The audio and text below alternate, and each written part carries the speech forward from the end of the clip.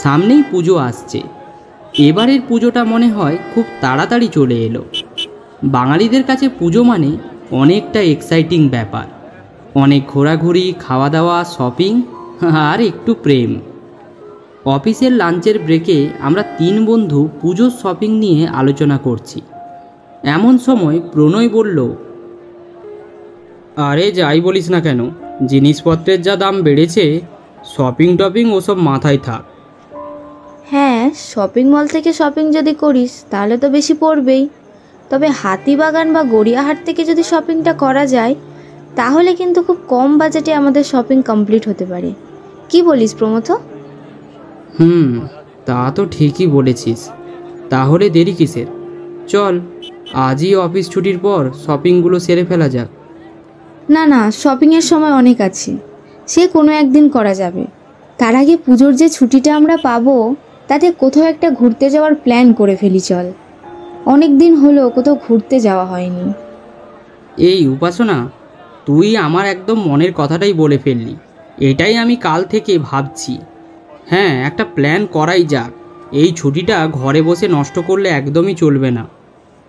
এই প্রমথ, তুই চুপ করে বসে আছিস কেন? তোর কি মতামত বল। আমার মতামত এখানে আর কিছুই নেই। আমি থাকি একা, যখন যেখানে বলবি সেখানেই চলে যাব। তবে কিছুদিন আগে খবর পেপারে একটা জায়গার নাম পড়েছিলাম। জায়গাটার বিশেষ একটা নাম ছিল।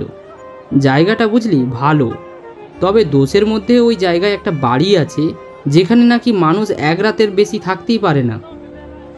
মানে হন্টেড কিছু ব্যাপার, তাই তো? তাহলে তো খুব ভালোই হলো। অনেক দিন ভূত নিয়ে অ্যাডভেঞ্চার করা হয়নি। তাহলে এটাই ফাইনাল, আমরা ছুটিতে ওই ভুতুরে বাড়িতে এক রাত কাটিয়ে আসবো। না না না, আমি ওসব জায়গায় যাব না। আমার খুব ভয় করে। অন্য কোথাও চল না, নদী পাহাড় এইসব তো অনেক দেখার জায়গা আছে, সেই জায়গায় যাওয়া যাক। এই না না না না, এবার এটা ফাইনাল হয়ে গিয়েছে। পরের বারে দেখা যাবে তোর ওই নদী নালা পাহাড় পর্বত ওগুলো সব দেখতে যাব। এই প্রমথ, আমাদের 3 জনের টিকিটটা তাড়াতাড়ি কেটে ফেলিস, আর আগে থেকে ওই বাড়িটাও বুক করে দিস। অফিসের ছুটি পড়ে গেল। আমরা 3 জন গাড়ি ভাড়া করে পৌঁছে গেলাম সেই এক অদ্ভুত জায়গায়। কিন্তু নিউজ পেপারে যে বর্ণনা আমি পড়েছিলাম বা ছবিতে দেখেছিলাম তার থেকে বাড়িটা অনেক গুণে ভালো।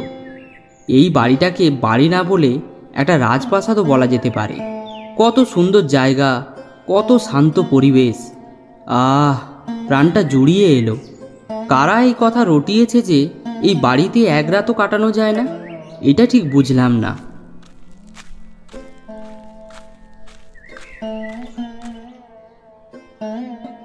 দিদি ভাই, দাদা ভাই, আপনারা এসে পড়েছেন? আসুন আসুন, আমি আপনাদের জন্যই অপেক্ষা করছিলাম। হঠাৎ একটা ভারী গলার আওয়াজ শুনে আমরা চমকে উঠলাম। এমন একটা শান্ত পরিবেশে কোনো মানুষ থাকতে পারে সেটাই যেন কয়েক মুহূর্তের জন্য ভুলে গিয়েছিলাম। আপনি আপনি কে? আগে দিদিমণি, আমি এই বাড়ি দেখাশোনা করি। আসুন আসুন, ভেতরে আসুন, আপনাদের ঘরগুলো আমি দেখিয়ে দিই। আমরা বুড়ো লোকটার পেছন পেছন বাড়ির ভেতরে ঢুকলাম। বাড়িটার বাইরে যেমনই হোক, ভেতরটা আরও সুন্দর। বাড়ির ভেতরে ঢুকেই একটা প্যাসেজের মধ্য দিয়ে আমরা হাঁটতে শুরু করলাম। প্যাসেজের দেওয়ালে দেখলাম অনেক পুরনো দিনের ছবি। দেখে মনে হয় এই বাড়ির কেউ বা কারা হবে। এই যে আপনাদের ঘর, ওই দিকটা বাথরুম আছে। আর চিন্তা করবেন না, টাইম মতো আমি আপনাদের খাবার পরিবেশন করব। তবে একটা কথা আপনাদের বলে রাখি, দিনের বেলায় আপনারা যেখানে ইচ্ছা যেতে পারেন, তবে সন্ধ্যা হওয়ার আগে এখানে চলে আসবেন। কিন্তু আপনারা নতুন, এখানের বিষয় তেমন একটা কিছু জানেন না, তাই বলছিলাম আর কি। আচ্ছা, নিউজ পেপারে পড়েছিলাম এই বাড়িকে নিয়ে কিছু রহস্য আছে, কথাটা কি ঠিক? না না দাদাবাবু, আমি এত কিছু জানি না। তবে আমার তো মনে হয় ওগুলো সব গুজব। আচ্ছা আমি চলি, ওদিকে আবার আপনাদের রান্নার ব্যবস্থা করতে হবে। কথাগুলো তাড়াতাড়ি বলে বুড়ো লোকটি তাড়াহুড়ো করে চলে গেল। আমরা ওর মুখের দিকে চাওয়াচাই করলাম। যাই হোক, যা হবে দেখা যাবে। এখন একটু বিশ্রাম নেওয়া যাক। বিছানার মধ্যে গাটা এলিয়ে দিলাম। আমি আর প্রণয় থাকবো এই ঘরে, আর আমাদের পাশের ঘরে থাকবে উপাসনা। এই কি রে, তোরা কি এখানে বিশ্রাম নিতে এসেছিস? চল চল, বাইরেটা গিয়ে একটু ঘুরে আসি। দেখ না, বাইরেটা তাকিয়ে দেখ, কত সুন্দর পরিবেশ, চারিদিকটা শুধু সবুজে সবুজ। এই প্রমথ, চল, আমাকে কয়েকটা ছবি তুলে দে তো, আমি ইনস্টাগ্রামে পোস্ট করব। এমন একটা জায়গায় ঘুরতে এসেছি, এটা তো সবাইকে দেখাতে হবে নাকি? ইচ্ছে না থাকা সত্ত্বেও বেরোতে হলো ফটো তোলার জন্য। এই এক সমস্যা, মেয়েরা সাথে থাকলে এমন ঘটনা একটা ঘটবেই।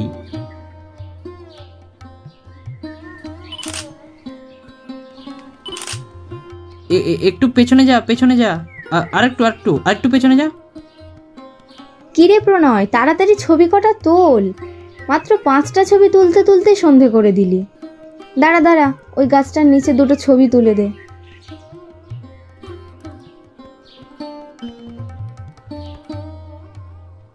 আরে, এখানে গাছের গোড়ায় দুটো পুতুল কি করছে? এই প্রণয়, প্রমথ, একবার আয় তাড়াতাড়ি।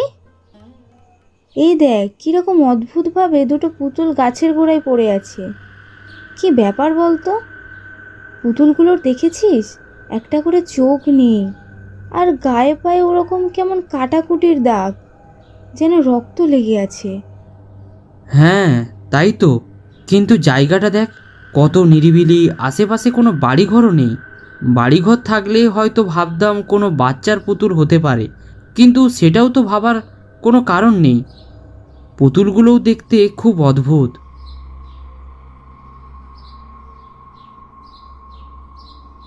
দিদি ভাই, দাদা ভাইরা, রান্না হয়ে গিয়েছে, চলে আসুন। এই প্রণয়, উপাসনা, চল চল তাড়াতাড়ি খাবারটা সেরে নি, খুব খিদে পেয়েছে রে। চলে আয় তোরা, আমি এগোলাম।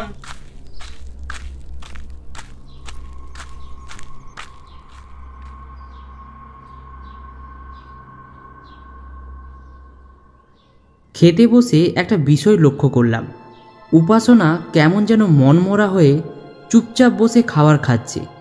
ও তো এমন ধরনের মেয়ে নয়, হাসি খুশি মেয়ে একখানা, আনন্দ করাই ওর অভ্যেস।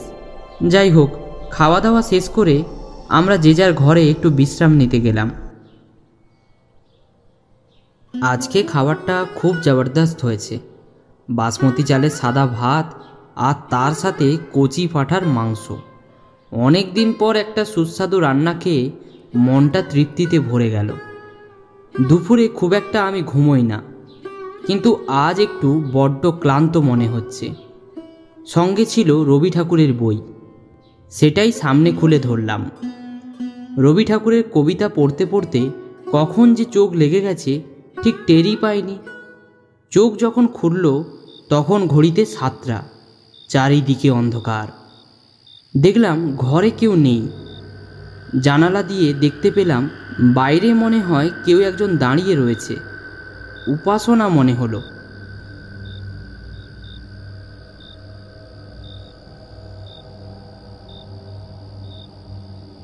কিরে, তুই এই অন্ধকারে দাঁড়িয়ে আছিস কেন?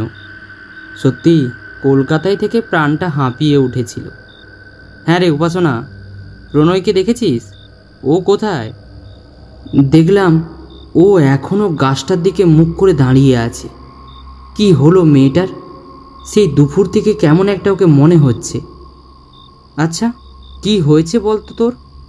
সেই দুপুর থেকে দেখছি তুই কেমন যেন চুপচাপ হয়ে আছিস, আর এই ভর সন্ধ্যায় এই গাছের সামনে এসে দাঁড়িয়ে কি করছিস?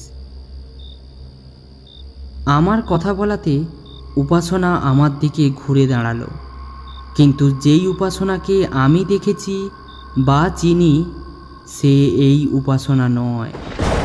ওকে দেখে আমার শিরদাঁড়া দিয়ে একটা ঠান্ডা শীতল স্রোত বয়ে গেল। দুপুরে দেখা ওই পুতুলগুলোর মতো দেখাচ্ছে উপাসনাকে। ওর একটা চোখ নেই, হাত পা কেটে গেছে, মুখ থেকে বেরিয়ে আসছে খিলখিল এক হাসির শব্দ। এই প্রমথ, ওখানে একা দাঁড়িয়ে কি করছিস? এদিকে আয়। হঠাৎ পেছন ঘুরে দেখি উপাসনা আর প্রণয় দাঁড়িয়ে আছে। অবাক হয়ে আমি আবারও গাছটার দিকে ঘুরলাম, কিন্তু কোথায়? কেউ নেই তো। গাছটা সম্পূর্ণ একা দাঁড়িয়ে আছে, আর ওই গাছের গোড়ায় পুতুলগুলোও নেই।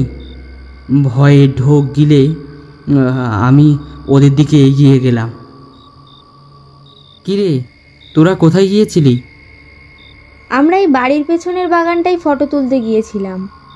তোকে ডাকিনি কারণ তুই ঘুমাচ্ছিলি, কিন্তু তুই ওই গাছটার সামনে দাঁড়িয়ে কি করছিলি? দুপুরে ওই পুতুলগুলোকে যে আমরা দেখেছিলাম ওগুলো ওই গাছের নিচে ছিল, তাই না? গেল কোথায় বলতো এখন? ওই পুতুলগুলো তো আমি নিয়ে গিয়েছি, ওগুলো আমার ঘরে আছে। আয় আমার সাথে, পুতুলগুলো দেখাচ্ছি। দেখলাম ও পুতুলগুলোকে সুন্দর করে সাজিয়ে দিয়েছে, ওদের একটা করে চোখও লাগিয়েছে। এখন আর পুতুলগুলোকে দেখে ভয়ানক লাগছে না। এই পুতুলগুলো কি নিয়ে আসা উচিত হয়েছে? আমরা এখানে নতুন এসেছি, জানি না ওই পুতুলগুলোকে নিয়ে কি রহস্য লুকিয়ে আছে। ধুর, তুই কী সব জিনিসে বিশ্বাস করিস? সে যেই রহস্যই থাক, ওভাবে পুতুলগুলো ওখানে পড়েছিল তাই আমার মায়া হলো। ওকে আর কিছু বললাম না।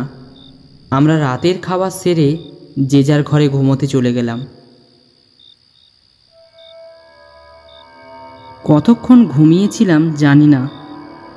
ঘুম যখন ভাঙল, ঘর সম্পূর্ণ অন্ধকার। মুখ ঘুরিয়ে দেখলাম পাশে প্রণয় নেই। উঠে পড়লাম। কোথায় গেল ছেলেটা? প্রথমে ভেবেছিলাম হয়তো বাথরুমে গিয়েছে। তারপর অনেকক্ষণ কেটে যাওয়াতেও প্রণয় যখন ফিরল না, তখন খুব চিন্তা হলো। ঘরের বাইরে বেরিয়ে এলাম। ঘরের প্যাসেজটাও খুব অন্ধকার তখন।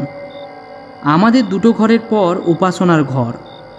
মনে হলো দরজাটা একটু খোলা, তাই সাবধানে পা টিপে টিপে এগিয়ে গেলাম। দরজার সামনে দাঁড়িয়ে যা দেখলাম, তা আমার চোখ তখন কিছুতেই বিশ্বাস করতে পারল না। প্রণয়ের মতো দেখতে, কিন্তু প্রণয় নয়। ওদিকে উপাসনাও গৃহবধূর সাজসজ্জায়। কি হচ্ছে এসব? ওদের পাশে দেখলাম দুটো পুতুল হাওয়ায় ভাসছে। ওদের দুজনের কথা আমি শুনতে পেলাম। উর্মিলা, তুমি এ কাজটা একেবারে ঠিক করনি। আমার প্রথম স্ত্রী মারা যাওয়ার পর আমি তোমাকে এই বাড়িতে নিয়ে এসেছিলাম আমার দুটো ছোট ছোট মেয়েকে দেখাশোনার জন্য, কিন্তু তুমি ওদের সৎ মা বলে ওদের মেরে ফেললে। মেরে ফেলবো না তো কি করব? হ্যাঁ, ওরা তো আমার মেয়ে নয়। তোমার অনেক সম্পত্তি আছে, তা বলে তুমি তোমার সব সম্পত্তি ওদের নামে লিখে দেবে? ওদের নামে সম্পত্তি লিখে দিয়ে তুমি তোমার কাজ করেছো, আর আমি ওদের মেরে ফেলে আমি আমার কাজ করেছি। ঠিক আছে, তাহলে তুমিও শুনে রাখো, এই পৃথিবীতে তোমারও কোনো বাঁচার অধিকার নেই। এই বলে প্রণয় নিজের ছুরি নিয়ে উর্মিলা মানে উপাসনার গলায় ঢুকিয়ে দিল। এক বীভৎস আর্তনাদ ওর গলা থেকে বেরিয়ে এলো। তখন চোখের সামনে নিমেষে দেখলাম দুঃখে কষ্টে প্রণয় নিজের দিকে ছুরিটা ঘুরিয়ে নিজের পেটে ঢুকিয়ে দিল। চারিদিকে শুধু তখন রক্তের ধারা। চোখের সামনে কয়েক মিনিটের মধ্যে এমন একটা দৃশ্য দেখব কখনো স্বপ্নেও কল্পনা করতে পারিনি। দাঁড়িয়ে থাকতে পারলাম না, আর অজ্ঞান হয়ে মাটিতে পড়ে গেলাম। পরে সুস্থ হতে জানতে পেরেছিলাম ওই বাড়িটা ছিল একটা বড় ব্যবসায়ীর। ওই বাড়ির সৎমা দুটো ফুটফুটে মেয়েকে সম্পত্তির লোভে একটা গাছের নিচে জীবন্ত কবর দিয়েছিল। ওদের পুনর্জন্ম ছিল প্রণয় আর উপাসনার। আর সেদিন যা আমি দেখেছি সেটা সময়চক্রকালের এক সত্য ঘটনা।